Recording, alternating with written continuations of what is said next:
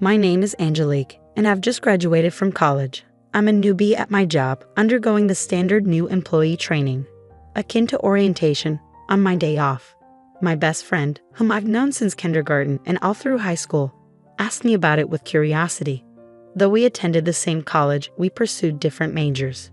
She continued on to grad school, so she's keen on my transition into working adult life.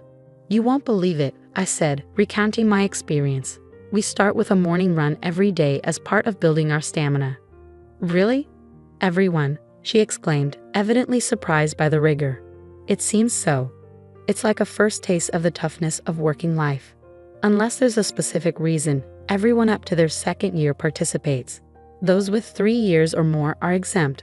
But still, about half of the entire company joins in.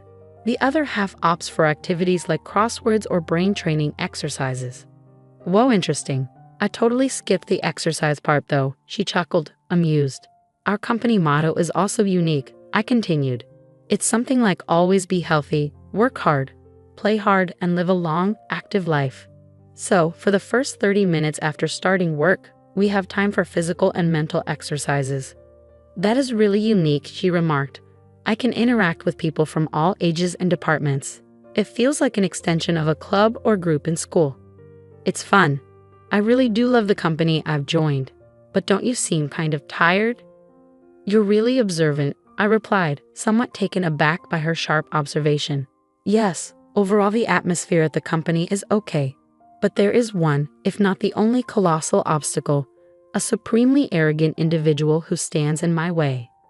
You want to quit? She asked, concerned. Oh, I see, just as I thought, you lack determination. I smiled, shaking my head. The woman who is my manager is complaining bitterly on a call with a part-timer who has been absent for a few days. Her loud voice, meant to be heard, seems to be filled with malice, pushing the other person into a corner. The manager, whispered as the queen of damaging sighs, has the destructive power to completely demoralize the person on the receiving end of her tirade, I explained. She's like, I'm taking a break, and then all of a sudden doesn't show up for days, neglecting her duties. And now she says she's quitting. How carefree. Just because she's part-time doesn't mean I'll let her get away with this. I'll push her to the very end. This goes beyond sarcasm. It's downright terrifying, I continued. The last day the part-timer came in, I noticed her body stiffened, tears welling up in her eyes. What's wrong? Are you okay? I asked. She had been scolded by the manager again. She was trembling as she spoke. It must have taken a lot of courage for her to make this phone call. Since the manager has no choice but to accept her resignation, it would be better to just let her go without any more sarcastic remarks. It's been about a month since I joined the company. Considering that the first week was just going around and learning from all the departments in the company, I've encountered similar situations twice in the short span of 3 weeks, I sighed. It's so inconvenient. She hardly does her work and just drags everyone down. All I'm doing is pointing that out. The manager, secretly referred to as the Empress in the company, always has deep wrinkles between her eyebrows. It takes effort to replace her. It's only natural that she should have the consideration to find a replacement and finish the handover before she quits, right? The tension spreads among the employees present as the manager seeks agreement, I explained. Everyone pretended to be focused on their work, nodding without making eye contact with the manager. However, she caught on. You seem to have a problem, she said, as I recalled the face of the part-timer. I found myself ensnared in the scrutinizing gaze of the Empress. I'll ask you once you receive your salary. You should take responsibility for your work, right? Yes, I replied, feeling the weight of her deliberate question. There seemed to be no other option but to agree, and the manager knew it, directing the inquiry squarely at me. Do you think it's okay to act selfishly in the workplace? She continued. No, but selfishness is the enemy of work, right? I started to argue back, but her loud voice cut me off. In the end, I wasn't allowed to say anything. I regretted my inability to intervene for the crying part-timer and that I simply let the manager have her way. That's bound to stress you out. I'm sorry, I just keep complaining. I was supposed to be bragging about the company, but before I knew it, it was all just one-sided complaints. I lamented to my friend. It's okay, you can't keep things bottled up, and it's not your fault. If you resist too much, you'll be the next target. A manager who mixes up power and authority is the worst. Be careful not to get on her bad side, okay? She warned, offering solace. Thanks, I replied, feeling grateful for her understanding. Then I broached the main topic about the trip. I think I can cover the cost with my part-time job savings from college and my first paycheck. I'm thinking of taking my grandparents to the resort you told me about before. Do you think they'll be pleased? This was the real issue I wanted to discuss. She was well informed about traveling, having done so extensively with her family. Of course, the end is one that even my picky grandmother was completely satisfied with. You can't go wrong, she assured me with a smile. I'm glad. I really want to make it a good memory since we're doing it, I expressed, feeling relieved. I had been planning a trip with my grandparents using the money I had diligently saved up. They were the ones who raised me in place of my parents who passed away when I was young. I wanted to give something back to the two of them who always put me first and supported me, so I had been saving money from part-time jobs since my college days. Seeing my friend smile, my cheeks also relaxed. However, it was Friday afternoon, the day before the trip. I was summoned by the manager and approached her desk. Classify these by category and analyze them. They're documents to be used at the beginning of next week, she instructed, her lips adorned with unusually bright lipstick and a smug smile etched on her face. I blinked in surprise as I saw the pile of thick documents before me. You want me to analyze this by the end of the break? I asked, incredulous. There were several binders, each one incredibly heavy, and they were all disorganized. Just sorting and classifying them alone would likely consume the entire day, let alone analyzing them on top of that. To my bewilderment, the manager responded with a victorious air. I'm glad you understand my orders. You've been ignoring instructions recently, you see. Unable to hold back the unreasonable accusations, I decided to stand my ground. I hate to point out, but it's Friday and there are barely 2 hours left until the end of the day. It's simply impossible to finish these documents by the beginning of next week. I attempted to remain calm, but ever since our part-time worker left, the manager seemed to have singled me out for intensified harassment. She excluded me from office memos, issued incorrect instructions, and then blamed me for misunderstanding. On top of that, she dumped an unmanageable amount of work on me, which clashed with my long-awaited vacation plans. It seemed like my objections didn't bother the manager at all. You're going to use it at the beginning of the week, right? It's fine if you come in over the weekend to finish it. Oh, and just to let you know, these documents are confidential, so don't take them home. Please, wait a second. I tried to argue, but the manager interrupted. I have a meeting soon, and I'm leaving directly from here today, before leaving the pile of documents on the desk and walking out. The next day, my planned trip with my grandparents lay under the expansive sky. As they noticed my stifled yawns, they grew concerned. Are you okay? Staying up all night and then going on a trip?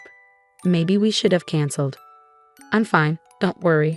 I was really looking forward to this trip today, I reassured them. Yeah, I could sense their worry knowing I had worked all night and rushed home just in time for our departure. I couldn't let my fatigue dampen our special trip.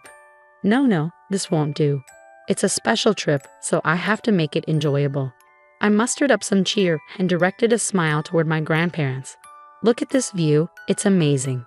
The sea is so beautiful. Don't worry about me. I worked hard so that I could enjoy delicious food, soak in the hot spring, and sleep soundly on a fluffy bed. My attempt at lightheartedness seemed to relax them, and they began to enjoy the scenery with relieved expressions. But amidst the enjoyment, a nightmare awaited me. Did you finish the job I asked for? You didn't quit, did you? A familiar voice startled me as I strolled alone in the inn after checking in. Why here of all places?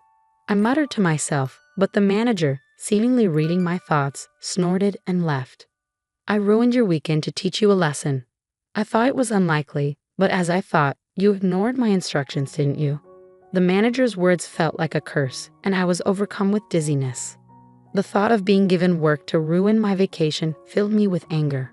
But how did you know about my plans? I asked, astonished. You were chattering away during break time. Where are you going? When are you going? Oh, I'm so jealous. You were so pleased being praised by everybody. It was hilarious, she replied casually, revealing her eavesdropping habits. Realizing that my innocuous chats with colleagues were being carefully listened to, I felt a chill. Besides, I'm surprised. This ain't is too good for you, she continued, her tone dripping with disdain. Excuse me? I responded, confused. You don't get it. It's an eyesore to see commoners wandering around. Look, there's a rundown inn next door that's more your style, she sneered. I don't understand what you mean. I know you find me an eyesore, but the rest is just insults and harassment, right? I retorted, feeling my anger rise. Just as my frustration reached its peak, a voice of support came from behind me. Is that what this is about? My grandparents had arrived, standing by my side. The people whom I thought were peacefully drinking tea in the room were suddenly standing behind me. Judging from their expressions, they must have overheard almost all of my conversation with the manager. This is, I began hurriedly, but my grandfather cut me off and addressed the manager. Nice to meet you. I'm Angelique's grandfather and have been her guardian for many years. Perhaps it's quicker to tell you that I'm the honorary chairman of the trading company that was discussing a deal with your company the other day. At those words, the manager's face turned pale. The honorary chairman of the industry, but your name is different from this employee's. Yes, she goes by her maternal family name. Otherwise, she would be viewed differently as a member of a famous company's founding family, right? My grandfather explained calmly. I don't want my precious granddaughter to have a tough time at the company where she works. I'm terribly sorry, I had no idea, the manager stammered, her face growing even paler. Do you think ignorance excuses rudeness? My grandfather queried. In contrast to my grandfather's calm demeanor, the manager was sweating profusely and frozen in place. I'm afraid I'll have to ask you to relay a message to your company CEO. I'm not interested in doing business with a company that has a manager like you. Well, wait a minute, please, the manager exclaimed, but my grandfather ignored her pleas. My granddaughter joined a company with a great motto: stay healthy, work hard, play hard, and live a long life. I thought the existence of quirky managers was necessary for the growth of the company. But your personality and behavior are harmful, he concluded. If you disagree with what I say, you can ignore it or spread bad rumors about me. My granddaughter has been recording all of this with her camera. Let's see whose side the world is on. With that, he left the scene. As my grandfather had said, I had been recording from the beginning of the trip with a camera hanging around my neck, capturing memories with my grandparents. I had forgotten, but the camera was still rolling at that moment. I began, uncertain of how to react. The manager, trembling, tried to cling to my grandfather but was bluntly told, "It's too late now," and collapsed on the spot. Wait a minute, can't you do something to help? She pleaded, turning to me for assistance after being coldly brushed off by my grandfather. I refuse. You always say there's nothing a newbie like me can do, I retorted, returning the sarcasm she had given me just the other day. Despite my anger, I managed to keep it in check and even flashed a smile. Yeah, I could probably be an actress too, I thought to myself. Then at the start of the week at work, there was an issue with the manager. The executive who led the running club stood tall in our department since the morning. Our company credo is to practice living healthily, working well, playing well, and living a long life. We welcome hard work, but that doesn't mean forcing people to work, especially not if it compromises their physical and mental health. Executives who dump unreasonable amounts of work on their subordinates are merely showing their lack of managerial skills. The managing director's voice echoed throughout the floor. Excuse me? The manager, seemingly taken aback by being attacked first thing in the morning, was about to ask something calmly while clenching her fist. But the executive continued, Here, we have the time cards from last Friday to today. There were 5 employees who came to work on Friday and stayed until Saturday morning. 3 people worked on their days off on Saturday and Sunday, and this morning, Angelique came in early. The manager seemed more and more perplexed as she was presented with these records. What does that mean? She asked, her tone uncertain. I addressed the confused manager, prompted by the managing director. If I may, you instructed me to finish organizing and analyzing a massive amount of data by the start of the week and told me to work during holidays if necessary. But it was impossible for me alone. Just then, the executive happened to pass by, so I consulted with the people around me. With cooperation across departments, we managed to complete the task as you instructed, spending the amount of time and manpower I just explained. Since the running club members who helped this time were present at the executives' meeting, I took the opportunity to thank them again. I only worked from Friday night to Saturday morning and early this morning after returning from the trip, so I was hardly any help. But thank you so much for helping me, I added, bowing. In response, I received kind words such as, "We help each other out in times of trouble." And that's what running buddies are for. The manager finally seemed to grasp the situation, and this time she came at me, crossing departments. "You say I didn't authorize such a thing," she accused, seeming intent on blaming me for overstepping her authority. "I approved it," declared the managing director. At these words, the manager was frozen in shock. The newbie in the running group, who always had a smile on her face, was in deep trouble, I heard someone murmur. Upon hearing the situation, I found out they've been burdened with an absurd workload. It would have been fine to leave it be, but since it was work necessary for the company, I took charge and gained everyone's cooperation. I apologized for the post-approval, but first, the managing director's stare bore into the manager. I can't forgive the base motives behind burdening a hard-working employee who's trying to be filial to their grandparents with an impossible task just for harassment, were the most forceful words I'd ever heard the managing director say. His face softened a bit. The other day, my grandchild who visited me cooked up some fried eggs. Heaven recently learned how to make them. They were overly charred and even had eggshells in them, a real mess. But it was the first time my grandchild had cooked something with such dedication. To me, it was the best feast ever, he shared, overlapping his feelings for his grandchild with the sentiments a supervisor should have for their subordinates. Despite the kitchen being a complete mess from my grandchild's cooking, my wife was in high spirits all day. That's just how it is. When I told them it was delicious, the proud smile on the young face was the most endearing thing. The managing director continued, his unexpected story bringing tears to the employees' eyes as they shared memories of their own grandparents. "I still can't forget the taste of the rice porridge my grandma made me when I was sick, and the pat on the back my grandpa gave me, saying, 'Pain, pain, go away,' seemed to heal me faster." The employee reminisced, almost bursting out laughing at the managing director's doting grandparents' stories. Feeling a lump in my throat, I wondered if a present for their grandparents could elicit such an emotional response. The people who helped me that day told me as I bowed, "If you think you're causing trouble, the best way to show us respect is to go and have as much fun as possible." And they set me off on my trip. I love this company, all of you, and of course my job. That's why it's so frustrating to see part-time workers and employees like me being targeted and quitting due to unreasonable demands, I voiced, mustering all the courage I could.